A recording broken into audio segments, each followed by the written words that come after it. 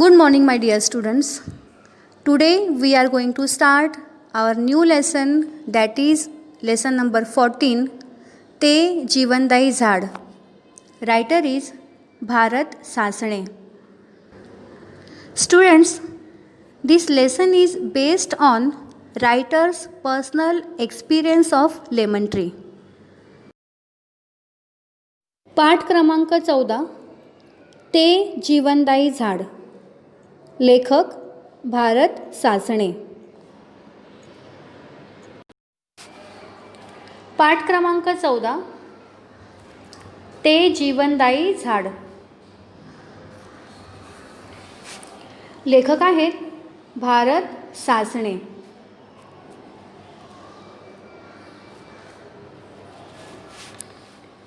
जन्म 1951.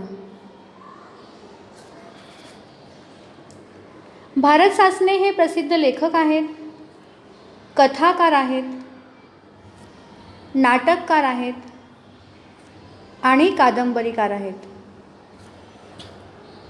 अनर्थ, लाल फुलांचे झाड हे त्यांचे कथासंग्रह आहेत. सर्प, दूर तेथे दूर तेव्हा, रात्र या लघु कादंबऱ्या प्रसिद्ध. आता आपण पाहणार आहोत विद्यार्थी मित्रांनो की या पाठाच्या माध्यमातून लेखकांना आपल्याला काय सांगायचे आहे. फलदायी व जीवनदायी लिंबाचे झाड. फलदायी मीन्स फ्रूट गिविंग, फळ देणारे. जीवनदायी मीन्स लाईफ गिविंग, जीवन देणारे. लिंबाचे झाड मीन्स लेमन ट्री. या पाठामध्ये आपले जे लेखक आहेत भारत सासणे यांनी लिंबाच्या झाडाबद्दल स्वतःचे काही अनुभव या ठिकाणी सांगितलेले आहेत. जेव्हा आपण एखाद्या झाडाकडे पाहतो तेव्हा ते फक्त झाड नसते, तर त्या झाडाच्या आसपास राहणाऱ्या सर्व सजीवांसाठी ते एक आश्रय असते. मतलब कोई भी पेड़ को हम लोग देखते हैं तो वो पेड़ नहीं होता, तो वहाँ पर जो रहते हैं सजीव, उनके लिए वो एक आश्रय रहता है, उनका एक घर रहता है. आणि मानवी जीवन यांची सुंदर सांगड घालण्याचा. सांगड घालणे मीन्स टू कनेक्ट. यशस्वी प्रयत्न प्रस्तुत पाठात लेखकांनी केलेला आहे. या पाठामध्ये एक लिंबाचे झाड आहे, मीन्स लेमन ट्री. ज्या झाडाला भरपूर लिंब लागलेले आहेत, बहुत सारे नींबू उसमें लगे हुए हैं.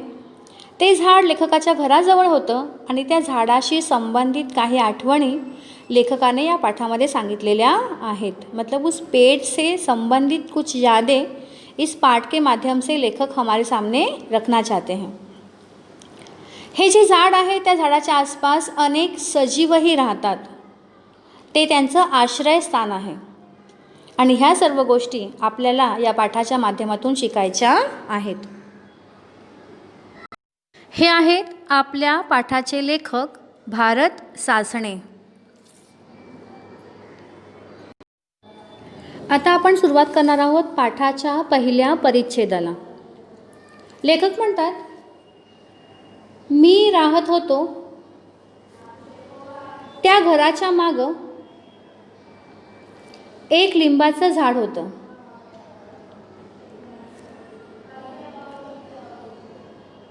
मागं मीन्स बॅकसाइड. लिंबाचं झाड मीन्स लेमन ट्री. लेखक जिथे राहायचे त्या घराच्या मागे एक लिंबाचे झाड होते. लिंब म्हणजे कडुलिंब नव्हे.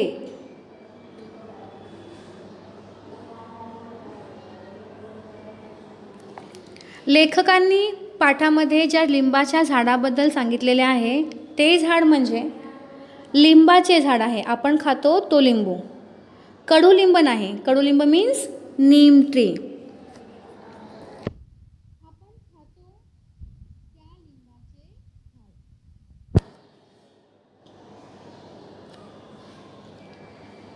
खिडकी लगतच होतं ते काटेरी आणि लिंबांच्या फळांनी गच्च लगडलेलं असं. खिडकी लगतच, लगत मीन्स नियर.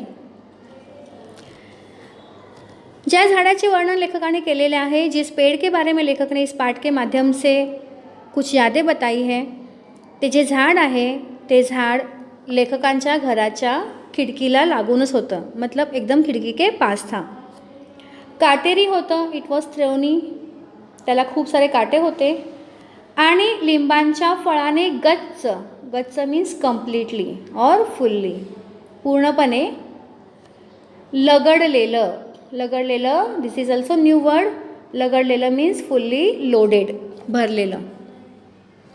ते जे लिंबाचं झाड आहे ते लिंबांच्या फळांनी पूर्णपणे भरलेलं असं झाड होतं. नींबू के फलों से पूरी तरीके से भरा हुआ वो पेड़ था. लसलसीत, हिरवगार, अतिशय हिरवं आणि चैतन्यमय. चैतन्यमय मीन्स डायनॅमिक.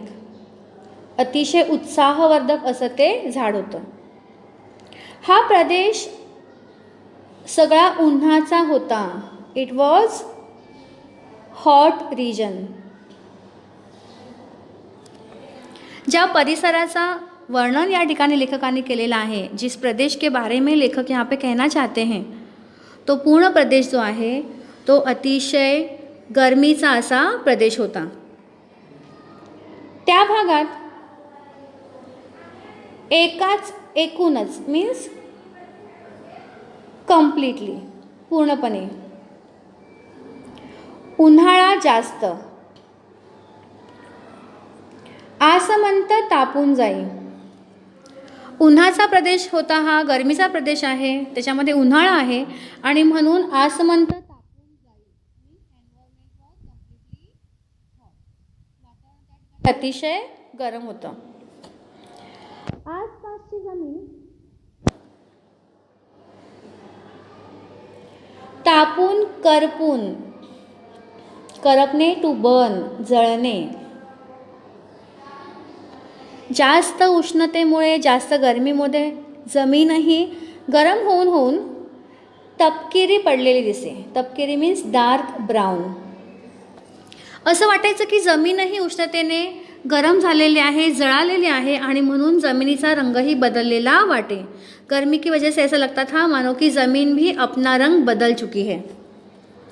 जी झाडं आसपास होती ती मलूल, मलूल मीन्स डल,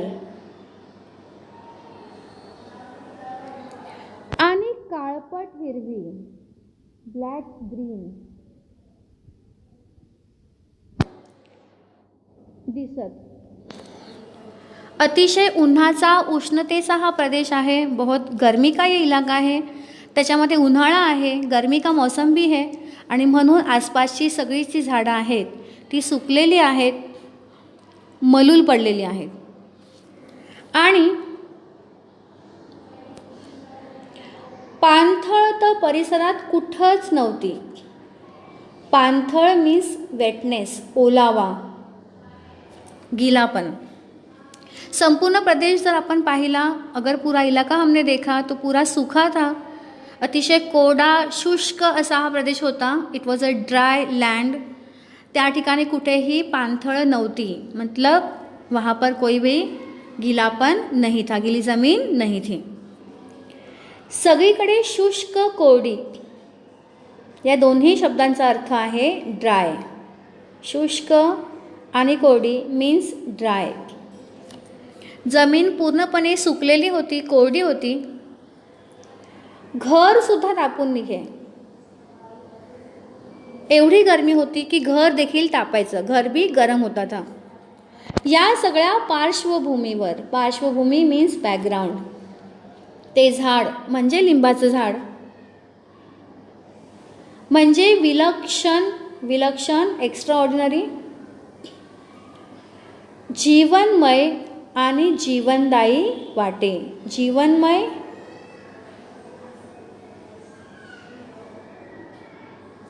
मीन्स अलाइव, जिवंत. जीवनदायी मीन्स लाईफ गिविंग, जीवन देणारे. कारण त्या पूर्ण परिसरामध्ये अशी एकही गोष्ट नव्हती की जी जिवंत वाटायची. गरमीमुळे, उष्णतेमुळे पूर्ण प्रदेश निर्जीव वाटायचा, लाईफलेस वाटायचा. पण हे एकच असं जिवंत झाड होतं की जे हिरवगार दिसायचं. तर अशा प्रकारे लिंबांच्या फळांनी पूर्णपणे भरलेले असे ते लिंबाचे झाड होते.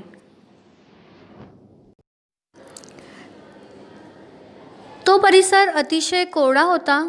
कोरडा मीन्स ड्राय. जमीनही तापून तापून करपून काळी पडलेली होती. आता आपण सुरुवात करणार आहोत पाठाच्या पुढच्या परिच्छेदाला. खरं तर भिंतीच्या उंचीचे, म्हणजेच ते लिंबाचे जे झाड आहे ते भिंतीच्या उंची एवढे होते. वो दीवार जितना ऊंचा था. लिंबाचं झाड म्हणजे भोवतालच्या सजीवांच्या दिलाशाचं केंद्र होतं. दिलासा means comfort and here meaning is shelter. लेखकांना लक्षात आलं की ते झाड फक्त झाड नाही आहे, तर त्या झाडाच्या आसपास राहणाऱ्या सजीवांसाठी ते एक आश्रयस्थान आहे. Means very soon writer realise that this tree was a place of comfort and shelter for many creatures living in its surrounding.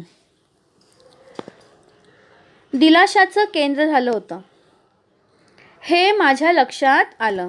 उनके ध्यान में आया कि आसपास जितने भी सजीव रहते हैं उनके लिए ये एक आश्रय है, उनका घर है. त्या झाडाखाली काळी भोर सावली असे. काळी भोर मीन्स थिक ब्लॅक. झाडाची पानं एवढी भरगच्च होती की त्या झाडाची सावली झाडाखाली जी पडायची अतिशय काळी कुट्ट पडायची. उस पेड़ की जो छाया थी वो छाया बहुत घनी छाया होती थी. मोरीचं पाणी सगळं त्या झाडाला जाई. मोरी मीन्स बाथरूम. तर त्या घराचं जेवढं काही पाणी असेल, बाथरूमचं वगैरे, न्हाणीघराचं पाणी, ते सर्व त्या झाडाला मिळायचं. त्या झाडासाठी कोणताही पाण्याचा स्रोत दुसरा नव्हता. There was a no water source for that tree. त्यामुळं जमिनीत नेमकी तिथंच ओल असे. ओल मीन्स वेटनेस. आपण पाहिलेलं आहे आधीच्या परिच्छेदामध्ये की हा जो प्रदेश आहे तो पूर्ण कोरडा प्रदेश आहे, गरमीचा प्रदेश आहे. आसपासचं वातावरण अतिशय उष्णता देणारं आहे आणि त्यामुळे येथे असणारी सर्व झाडे आधीच मलूल पडलेले आहेत, सुकलेले आहेत. यहाँ के सभी पेड़ गर्मी की वजह से सूख गए हैं. कुठेही ओलसर ज़मीन नाही, कहीं पे भी पानी का गीलापन नहीं है.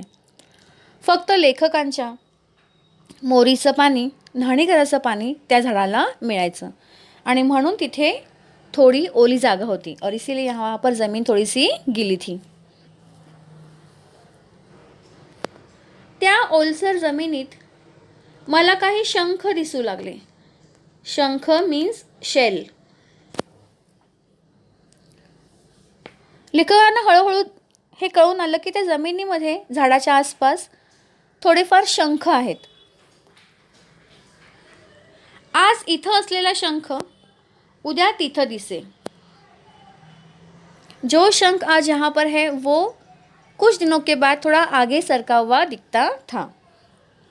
रात्रीतून तो बराच सरकलेला असे. लहान मोठे अनेक शंख मग दिसून येऊ लागले आणि हळूहळू असं झालं की लेखकांना आसपास खूप सारे शंख दिसायला लागले. हे आहेत शंख मीन्स शेल्स.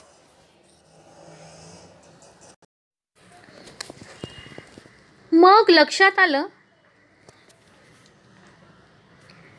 की या झाडाखाली गोगलगायीची वस्ती आहे. गोगलगाय मीन्स स्नेल, इन हिंदी घोंगा. तर ते जे लिंबाचं झाड होतं त्या लिंबाच्या झाडाच्या आसपास लेखकांना अचानक खूप शंख दिसू लागले. पेड़ के आसपास उनको शंख दिखने लगे आणि त्यांना समजलं की या झाडाच्या आसपास गोगलगायींची खूप मोठी वस्ती आहे. उनको मालूम पड़ा कि यहाँ पे आसपास बहुत सारी स्नेल है. इतक्या मोठ्या आकाराच्या गोगलगायींची मी प्रथमच पाहत होतो. एवढ्या मोठ्या आकाराच्या गोगलगायींनी तिथे असलेली वस्ती लेखक पहिल्यांदाच पाहत होते. वो पहली बार इतने बड़े आकार के स्नेल वहाँ पर देख रहे थे. आणि प्रथमच मी असंही पाहिलं की त्या गोगलगाय शंख पाठीवर घेऊन तर चालतातच, परंतु त्या झाडावरही चढतात. खूप निरीक्षण केल्यानंतर लेखकांच्या लक्षात आलं की गोगलगाई ज्या आहेत त्या शंख आपल्या पाठीवर घेऊन जमिनीवर तर चालतातच पण झाडावरही चढू शकतात. उनके ध्यान में आया कि जो स्नेल है वो अपने शंख को पीठ पर लेकर ज़मीन पे तो चल ही सकते हैं लेकिन पेड़ पर भी चढ़ सकते हैं. फांदीवर चिकट रंगाने बरबटलेल्या, चिकट रंगाने बरबटलेल्या मीन्स स्टिकी, चिकट असलेल्या गोगलगाई पाहणं, त्यांचा प्रवास निरखणं. प्रवास मीन्स जर्नी, ट्रॅव्हलिंग. निरखणे मीन्स टू ऑब्झर्व. हा माझा आणि लहान मुलांचा कौतुकाचा कार्यक्रम होऊन बसला होता. त्या ठिकाणी लेखक जे आहेत ते सतत लिंबाच्या झाडाकडे पाहायचे. तेव्हा लक्षात आलं की या ठिकाणी खूप साऱ्या गोगलगाई आहेत. यहाँ पे बहुत सारी स्नेल है. ज्या गोगलगाई आहेत त्या अतिशय चिकट असतात हे आपल्याला माहीतच आहे. स्नेल बहुत चिपचिपे होते हैं, हमें पता है ये. त्या गोगलगाई पाहणं, उनको देखना, त्यांचा प्रवास निरखणं, मतलब जिस तरीके से वो आगे बढ़ रहे हैं उसको देखते रहना, हे लेखकांचा आणि तिथल्या लहान मुलांचा रोजचा कार्यक्रम असायचा. ये हमारे लेखक और वहाँ के छोटे बच्चों का हमेशा का मनपसंद कार्यक्रम होता था. विद्यार्थी मित्रांनो, हे चित्र आहे गोगलगाईचं. गोगलगाय मीन्स स्नेल. लवकरच एक पारव्याची जोडी, पारवा मीन्स ब्ल्यू पिजन,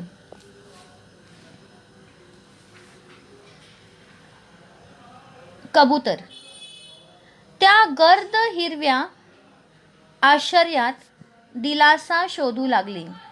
दिलासा शोधणे हा एक वाक्प्रचार आहे. अर्थ होतो आधार शोधणे, मीन्स टू फाइंड शेल्टर. एक दिवस लेखकांच्या लक्षात आलं की त्या लिंबाच्या झाडावर एक पारव्याची जोडी आलेली आहे. जोडी मीन्स पेअर.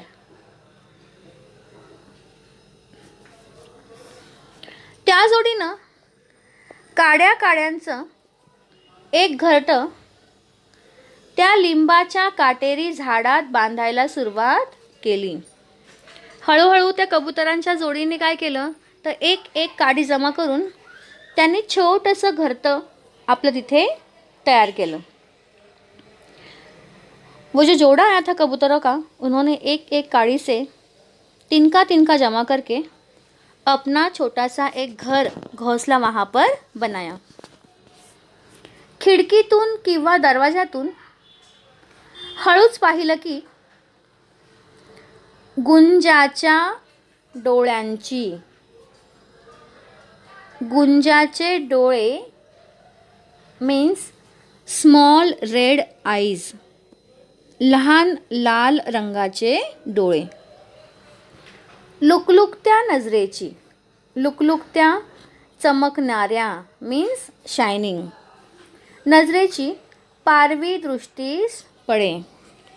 जेव्हा लेखक खिडकी किंवा दरवाजातून त्या झाडाकडे पाहायचे तेव्हा लहान लाल रंगांचे डोळे असलेली, चमकदार डोळे असलेली पारवी त्यांना नेहमी दिसायची. जब वो अपने खिड़की या दरवाजे से उस पेड़ की तरफ देखते थे तब उनको लाल और चमकदार रंग वाली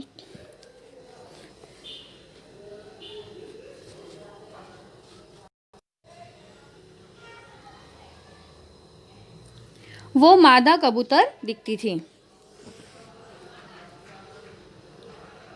भोवतालीच्या रखरखीतून,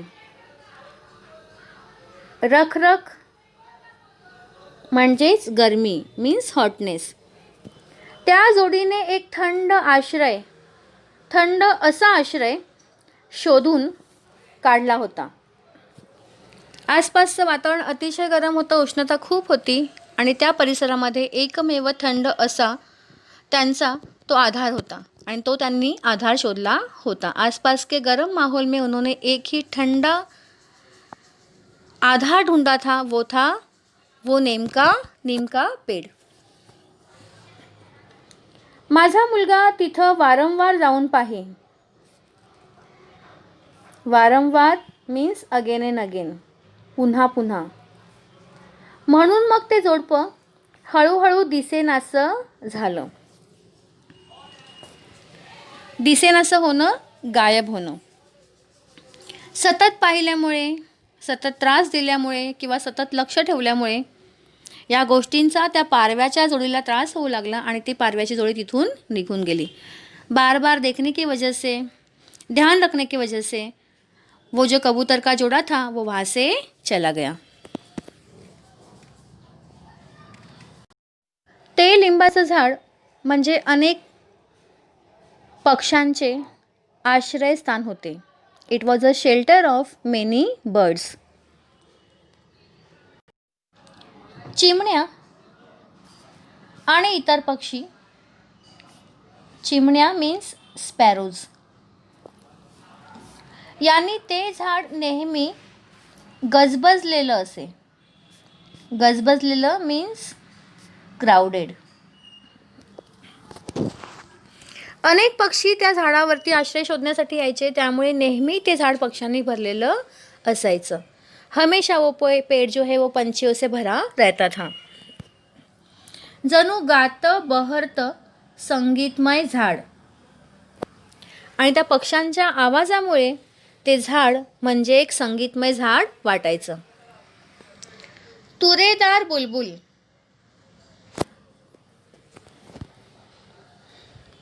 मीन्स द स्ट्रॉ हेडेड बुलबुल.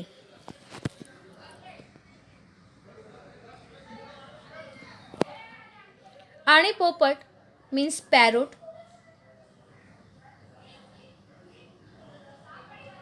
नेहमी तिथं दिसत. चिमण्या असायच्या, अनेक पक्षी असायचे, तुरेदार बुलबुल असायची, कधी कधी पोपट असायचे. ते झाड अतिशय वेगवेगळ्या सुंदर सुंदर पक्ष्यांनी भरलेलं असायचं. तरह तरह के पंछियों से वो पेड़ हमेशा खिला रहता था. त्या सगळ्यांचं ते झाड म्हणजे एक केंद्र मीन्स सेंटर, एक आकर्षण मीन्स अट्रॅक्शन, एक आश्वासनाचं, आश्वासन मीन्स प्रॉमिस, विश्वासाचं, विश्वास मीन्स फेथ ठिकाण झालं होतं. ते जे झाड होतं ते झाड सर्वांसाठी एक केंद्र होतं, एक आकर्षण होतं, एक आश्वासन होतं आणि एक विश्वास होता. It was a centre it was an attraction, it was a promise, and it was a faith for birds. Not only birds, but also all creatures. कलकलाट आणि गजबजाट. नेहमी झाडावर पक्ष्यांचा आवाज येत असायचा. त्या झाडानं जणू अनेक पक्ष्यांना जगण्यासाठी नवं आश्वासक निमंत्रण दिलं होतं. असं वाटायचं जसं काय जगण्यासाठी ते लिंबाचं झाड सर्वांना निमंत्रण देत आहे, तिकडे बोलावत आहे. ऐसे लगता था जैसे वो पेड़ जीने के लिए सबको वहाँ आने का निमंत्रण दे रहा है. ते आश्वासन कंठोकंठी दूरपर्यंत पोचून सभोवतालच्या तप्त मीन्स हॉट, उष्ण वातावरणातून अनेक पक्षी त्या एकमेव थंड झाडाकडे थव्याने, थवा मीन्स फ्लोक ऑफ बर्ड, येत असल्याचं माझ्या लक्षात आलं. लेखकांच्या हे लक्षात आलं की अनेक पक्षी जे आहेत ते थव्याने उडून आपला आश्रय शोधण्यासाठी, आपलं घरटं बांधण्यासाठी त्या झाडाकडे येत असतात. लेखक के ध्यान में आया कि बहुत सारे पंछी उस पेड़ की तरफ आते हैं हमेशा और अपना घोंसला बनाते हैं.